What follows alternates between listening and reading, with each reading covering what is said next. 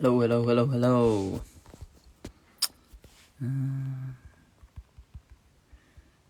How are you doing? I'm gonna get this thing a title, pin comment. Heck yeah. How are yous? Declan here. About to do a little chat with Greenpeace. And I'm going to get Agus on the line from Greenpeace right now. Exciting. Hope you're well. Hope you're keeping safe. I know it's very shit time. I know it very well. So yeah. Oh, here we go. Hey Declan, how's it going, man? Yeah, it's good. How are you? Good, good, good. Thank you. Thank you so much for having me on. Really appreciate it. No, yeah. Thanks for the chat. I'm really excited. You know. What have you been up to today? It's pretty early here. I'm in Colorado, so it's barely 10 a.m. really. So mostly, calls and stuff. Yeah. Yeah. How about you?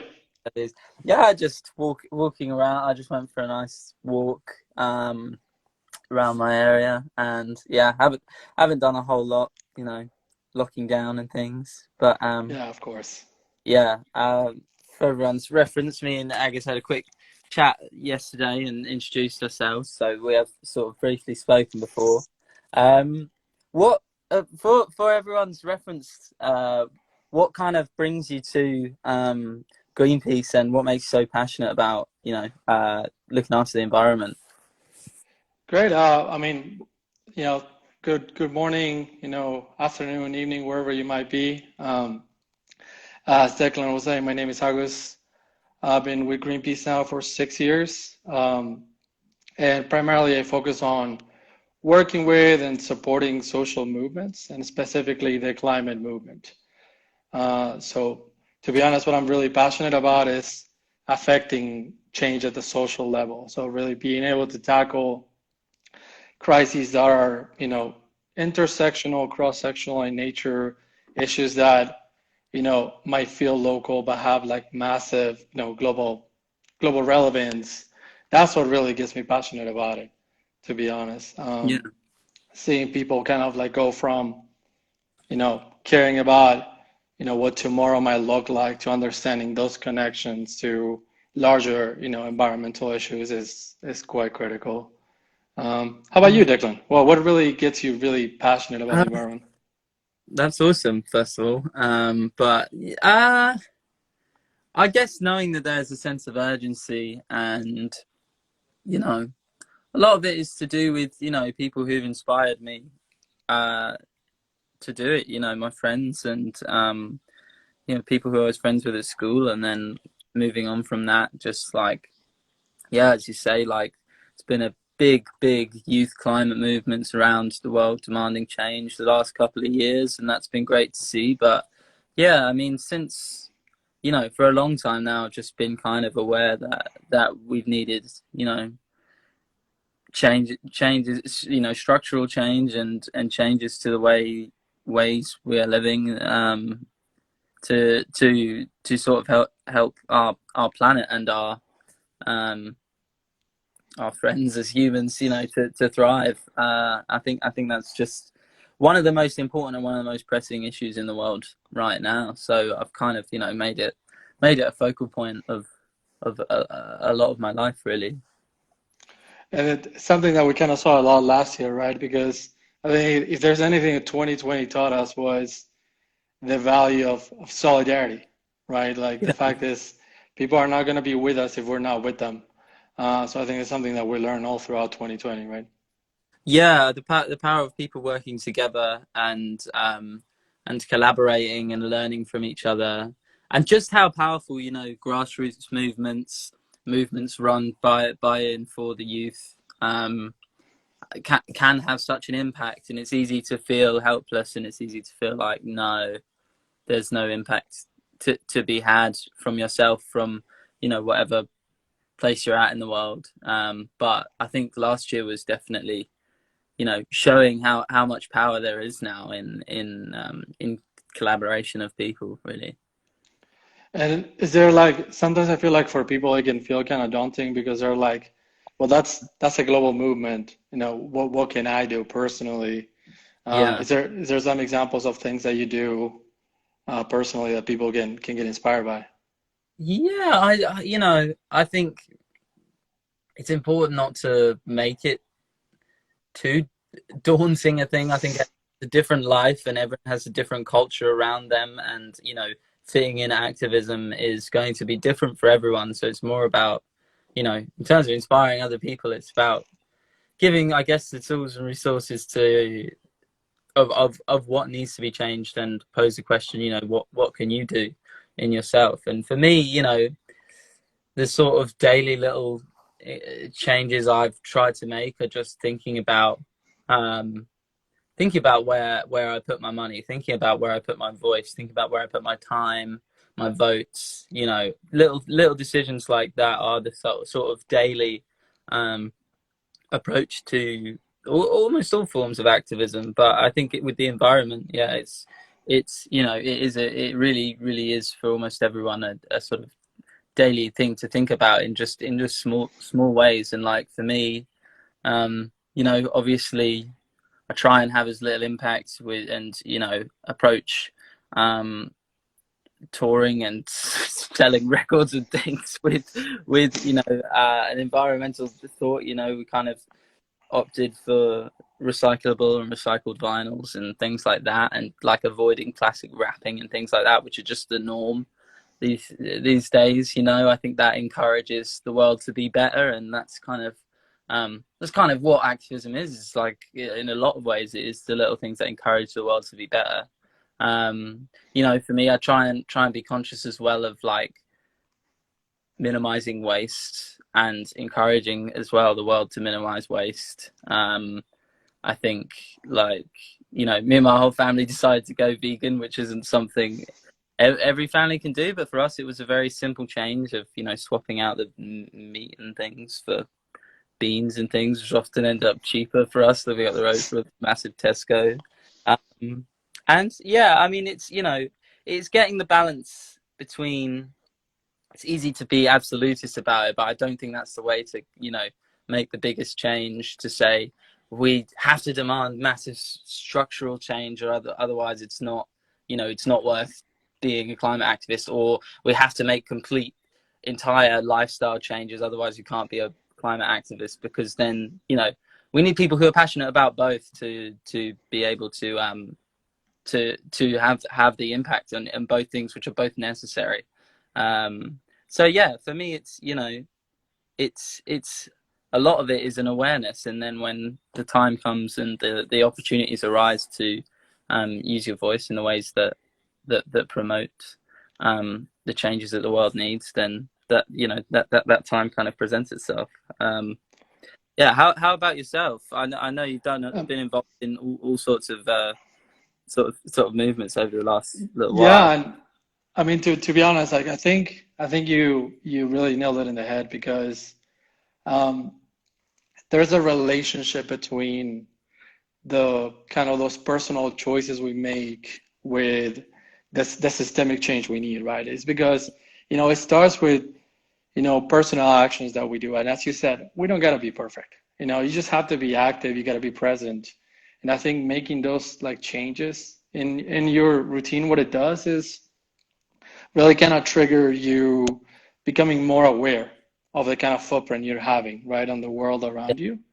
And if we can trigger enough of that, it just becomes a bit of a groundswell of, public support for systemic shift. Because the thing is that at the end of the day, largely speaking, people have, different understandings of what, you know, environmental activism or taking action means. And also, people are not super keen sometimes to support change that makes them feel like bad people. So we need to find ways to really bring them with us, right? As opposed to us making the change and then making them feel guilty for not having made that change yet. Because we're gonna need everybody, right? If we're gonna try to wield as much power as we can, and the thing is, collectively, we can wield a lot more power than we can as individuals, right?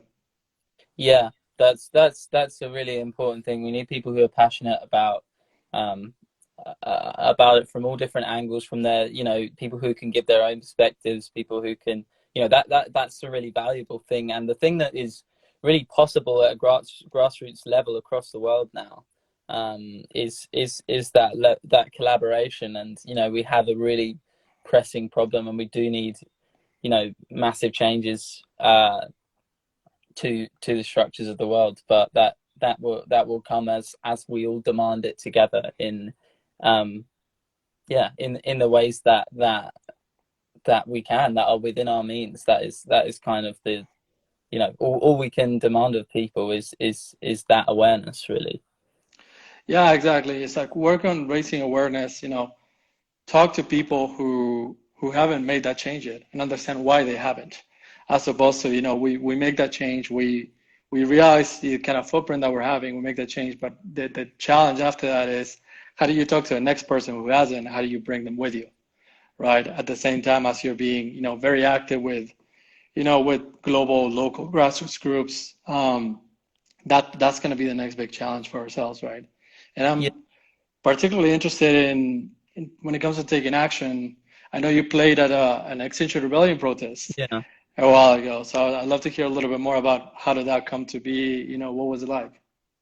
Yeah, it was kind of strange, like, because Extinction Rebellion, like, I have a few different sort of loose string ties to Extinction Rebellion from different entry points. Like, a lot of friends of mine are involved in different places, and so I couldn't really tell you where it had come from initially, but eventually kind of got in contact with one of the organizers for Extinction Rebellion, and we were able to play a gig right in the center of London, to probably 100 or so people. It was raining, and like people were putting up a tent around us as we were like setting up. Like, it was so crazy, because otherwise people kind of, there was a load of people, and then it started raining, and then everyone kind of scattered. But the amazing thing that brought to light for me was just like, in that environment, among the climate movement, it really made me believe in the collaboration of it all, because there was people who had no real, you know, official attachment to anyone on my end, or anyone in this, you know, who was running the stage or whatever, who were just helping, who were just collaborating to make this thing happen, and to make, you know, standing in the rain and camping out all night a little bit more bearable. And it kind of blew my mind just how committed people were to helping each other. They had people holding up poles while people were like taping them together and getting this tent over everyone so we could have this gig. And it was one of the most intense and fun shows I can recall playing, because it was very, very rock and roll, and very, very, you know, straight up. And I was just delighted that my band agreed to do it, and that everyone kind of was so helpful. It was amazing. And, you know, just great to be a part of, in some way, especially like that. You know, we hadn't been playing many gigs at the time, and it was just so exciting, and also just lovely to be a part of that, and be demanding the, you know, the changes with that we need with everyone there. I think Extinction Rebellion has voiced a lot of great concerns of so many people right now. And it was cool to be a part of. Were you a part of those protests in America? Or... Yeah, so I mean, personally speaking, I try to, every time I get a chance, I'm out there on the streets, whether it might be, related to the climate, or this past year during, some of the social justice protests that we had. So, I try to be as active as I can, especially in my own community, because I think that um, sometimes we can get lost between it's either I make a change for myself or I belong to a global movement. Yeah, And it's important to understand that change is happening at so many levels. And yeah, there's a lot of opportunities for you to affect change in your community, right? In your own city, there's local groups doing a lot of local work focused around combating, environmental crisis and, climate issues in your community. That there's plenty of opportunities for one to get involved and try to affect change locally too, right?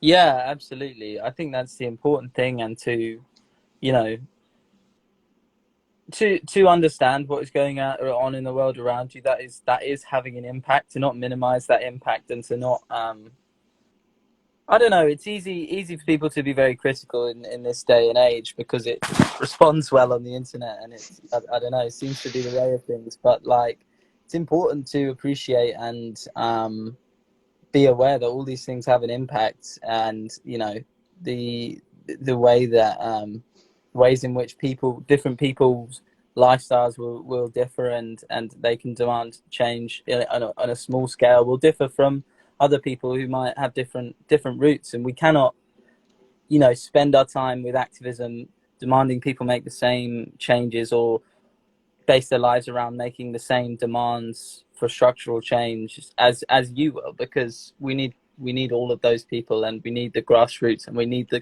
global movements, and we need the everyday lifestyle changes. And it's important to you know value all of those things, and not tell people they're doing the wrong thing for doing one of those things, because they're all important. And if people have the energy and passion to do that, then I think that is so important to value it. And yeah, just really, because we really do need the numbers now. It's getting to a point where we do need the numbers, and we do need the people behind the movement for all of the changes that are important.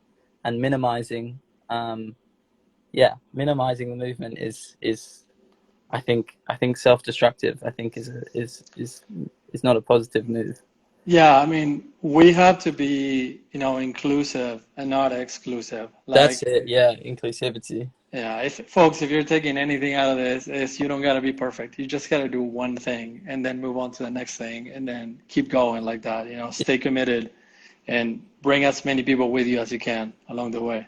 I think that's what I've sort of experienced in the last few years with because as I say, I'm far from perfect as a climate activist, and in my daily life, I'm not always zero waste or whatever. But like throughout, you know, just a couple years ago, 6 years ago or so, me and my whole family watched Cowspiracy, and we were like, let's stop eating meat, and just stopping eating meat turned into all sorts of other things, or all sorts of other ways we could reduce our waste. We could put the money that we had to better use, and put our time to better use, and to little things like composting. And it was just, I think everyone will find a different path with it, but the important thing is to just follow it, and to just trust that the small changes that you make will have an impact, and to bring people along with you, and impart your knowledge, and impart more positivity into the world and into the movement, because it needs it now. It's hard,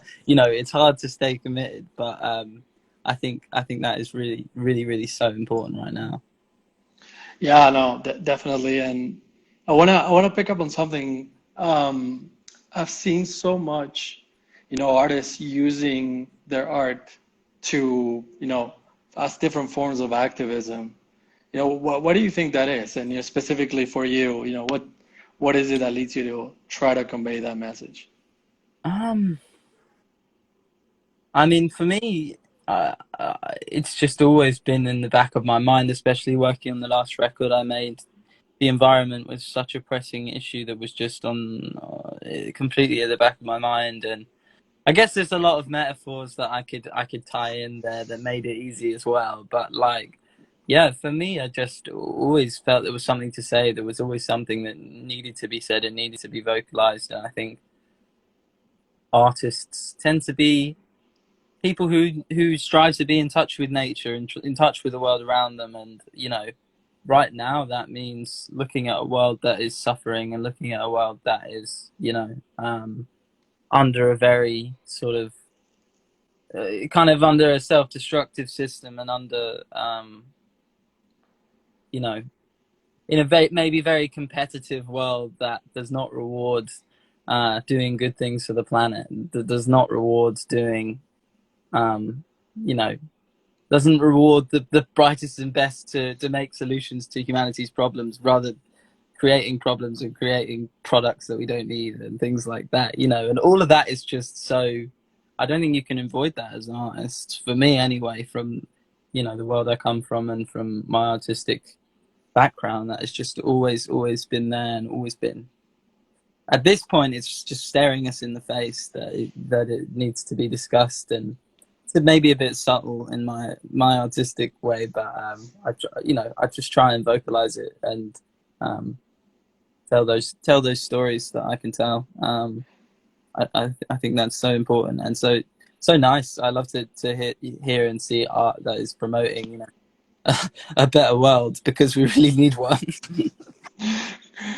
Yeah, and I mean, there's such a rich history, right, of using music, to talk about and talk about and tackle social issues, environmental issues, but also be a bit of a carry like the stories of people on the ground who are kind of already feeling the impacts of the climate crisis right now, right? Yeah, exactly. There's so many parts of the world that are facing impacts. There are, even I was in Thailand a few years ago and talking to people just about the worries about the heat becoming so much more extreme over the last few years. Like, that is terrifying. Um, just Places are becoming, or starting to become, uninhabitable. Rainfall in parts of the world is so much higher than it's ever been, and yeah, there's so many. I mean, there's a lot of facts and stats out there on it, but like we are really in many parts of the world facing the consequences already, and it's there to see if you're looking for it. And you know, I think that's why we need so many people behind this movement, and using their voices, and using those little small daily incremental changes that do make a difference. And what is talking about those incremental changes? What are the kind of things that you ask your followers to do for the climate? Um, well, just within your means, with the powers that you do possess, whatever, however big or small, um, you know, reduce waste, and put your power to good use, like in whatever way that is in the world around you, whether that is on a local level, whether that is on a global level. Um, you know, make I'm talking about those little decisions you make. It is just asking yourself those questions, like, um, where is the product I buy coming from, and can I put the money that I do have to better use? It's little questions like that, really, that I think um, do lead to that sort of string of change. And yeah, I feel like we've touched on it so much, but just communicating with the people around you, and maybe the people who, because not everyone's on the internet all the time, not everyone has time to dive into these things. Maybe it's influencing the people who do not have the tools, or do not have the same sort of access, or do not access the same information. To collaborate on these things, and to be aware of what's going on, because there's a lot of information out there, but not everyone is on Twitter as much as people like me, and is able to see. I think that's the most important thing. As I say, I don't want to be saying, you need to make the same lifestyle changes as me. You need to be demanding the world be the way that I want the world to be. But as long as you are, connecting with the world around you, and understanding the power that you do possess, and within your means, using that, I think that is so important. And I think everyone should go to Greenpeace's bio and click the link, and go and see all of the amazing work that they're doing, and support all of the amazing campaigns that they're doing as well, because that's that's important. That's a great. No, we appreciate that. No, to be honest, I think you're on point. You gotta make your own journey. As long as you're being active and you're finding the things you're passionate about, that resonate with you, you're trending the right direction. The worst thing you could do is just stand still, right? And get a little bit, shocked by it all, and then that leads to inaction, right? Like, you could be like little things like, start following on Instagram, Greenpeace or Fridays for Future, or an organization that really speaks to you. If it's something quick and small, yeah, sign a petition, right? Like, you can find a few in the Greenpeace bio, that one of them that you might feel strongly about. But once it's safe, out there in the real world, like, find ways to get involved offline, like, for example, join a climate strike or a mobilization, connect with people who are part of the movement. Um, but also, as you were saying, Declan, you cannot overstate the value of human connections. Find someone who hasn't made those changes in their life and talk to them about it. Practice active listening, be empathetic and understand why they haven't made that change. Because, as you were saying, we live in a little bit of an echo chamber, right? In which we assume that people know as much as we Yeah, do, and sometimes they just don't, right? And it's all about meeting them where they are and bringing them along with us, right? yeah, and yeah, that understanding I think is a great point there. In terms of bringing people along, I think we do a lot of the time a better job face to face translating something important, and it's also just much more manageable a conversation when we can present the changes that are needed and the demands that we need to make as humanity, to the people around us, to the people that we know. I think that is a you know if everyone does it, it's a massive change that we can make. Is there one thing that people can think about or do every day that you think can change things for the better? I mean, to be honest, my advice is, set yourself up to learn about what's happening in your community, right? Find out about, local groups doing some of the work. But if you can do one thing, you know, try to talk to somebody in your community and understand, what are the things that they would change if they were mayor of their city? What are the things that they would like to change? Get a good sense of what it's like interacting with people who might think differently than you. So you can actually try to make those connections. Because the thing is, we need to galvanize that kind of public support that demands systemic change, right? We're really facing a climate crisis of massive proportions. And we can only do that if we have a groundswell of, public support for that change. Yeah, I think that's perfect. Excellent. um I feel like, I feel like everyone will hopefully have a little something to take from this, and you know just put whatever energy you can put in, as long as it is positive, as long as it is towards um towards the goal that we're all looking for. Know that we're behind you, and know that that is so valued and so important right now. Yeah, we need everyone. Great. Well, thank you so much. I really appreciate you having me on, Declan. That was a lot of fun. Yeah, that is great to chat to you, Agus. I really, really appreciate this. Um, I will say again that Greenpeace's bio is full of stuff. The links there are full of stuff that you can do to help, and full of the movements that are going on at their end. So go and check that out if you're interested in more. I'm certainly going to be trying to engage as much as I can with it. And yeah, is there any last messages?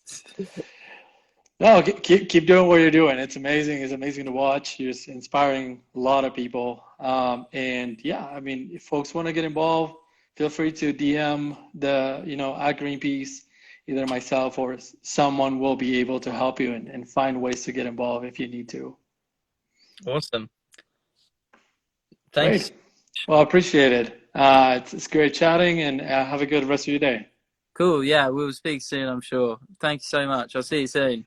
Bye And bye. see you later, everyone. I hope you're good. The chat looks very hilarious right now, so I'm glad you're having fun. All right, cool. Bye. See you soon. Bye bye.